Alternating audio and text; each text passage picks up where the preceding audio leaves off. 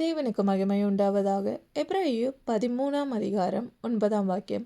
பலவிதமான அந்நிய போதனைகளால் அலுப்புண்டு திரையாதிருங்கள். போஜன பதார்த்தங்களினாலே அல்ல, கிருபையினாலே இருதயம் சிறப்படுகிறது நல்லது. போஜன பதார்த்தங்களால் முயற்சி செய்கிறவர்கள் பலனடையவில்லையே. தேவனுடைய பிள்ளைகள் சாப்பாடு, உணவுதான், அதுதான் சரீரத்திற்கு தேவைப்படுகிறது என்பதை நீங்கள் மறந்துவிடுங்கள்.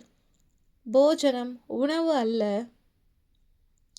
கிருபை. தேவனுடைய கிருபையினால் தான் நம்மளுடைய இருதயம் ஸ்திரப்படும். சில நேரங்களில் நமக்கு வரும் சங்கடங்கள், சோதனைகள், அதனால் நாம் நம்மை அறியாமல் அதிகமாக சாப்பிடலாம். அல்லது உணவுதான் நம்மளுடைய உடம்புக்கு எல்லா விதமான சௌக்கியங்களையும் தருகிறது என்று நாம் நினைக்கலாம். அல்ல, தேவனுடைய கிருபை இருந்தால் மட்டுமே உங்களால் இவை யாவற்றையும் உங்களுடைய இருதயம் சிறப்படும். சாப்பாடு நமக்கு எந்த பலனையும் தராது. கிறிஸ்தவர்கள் அதை ஒருபொழுதும் மறந்து விடாதீர்கள். சாப்பாட்டிற்காக உங்களை நீங்களே விற்று விடாதீர்கள். தேவன் தாம் உங்களை ஆசீர்வதிப்பாராக. ஆமென்.